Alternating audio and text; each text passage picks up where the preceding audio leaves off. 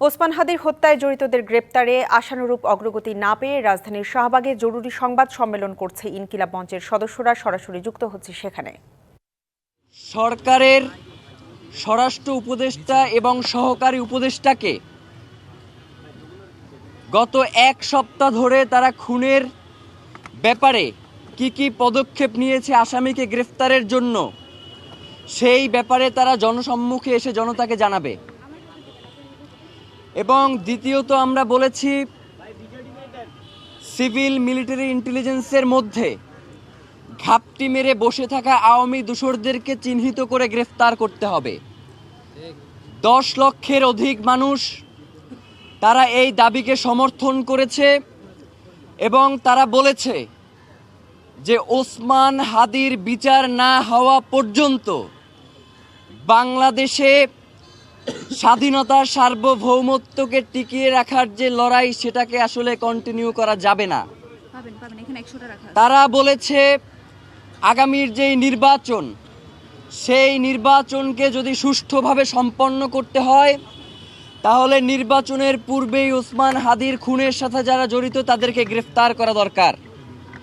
কিন্তু আমরা লক্ষ্য করেছি গতকাল স্বরাষ্ট্র মন্ত্রণালয়ের পক্ষ থেকে যেই বিবৃতি দেয়া হয়েছে, সেখানে আমরা স্বরাষ্ট্র উপদেষ্টা শিয়া বাটার ও ভিটামিনে সমৃদ্ধ লিলি বিউটি সোপ, তারুণ্যময় উজ্জ্বল ত্বকের জন্য রিমার্ক এবং তার বিশেষ সহকারী খোদাবক্স, তাদের দুইজনের একজনকেও আমরা দেখতে পাই নাই।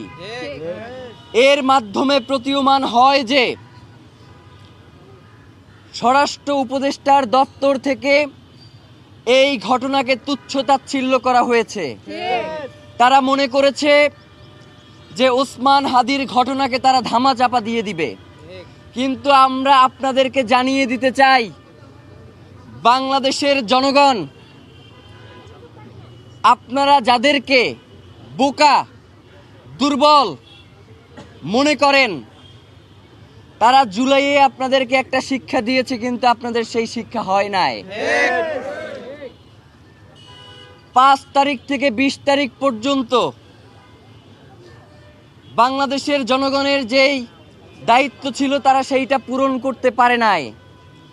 আজকে ইনকিলাব মঞ্চ যদি এইখান থেকে ঘোষণা দেয় যে 5ই আগস্ট থেকে 20 আগস্ট পর্যন্ত যেই দায়িত্ব বাংলাদেশের জনগণের ছিল, সেই দায়িত্ব আপনারা এখন পূরণ করেন, তাহলে কিন্তু আপনারা সরকারে থাকতে পারবেন না। আমরা ইনকিলাব মঞ্চের পক্ষ থেকে বাংলাদেশের সাধারণ জনগণকে সাথে নিয়ে জানাতে চাই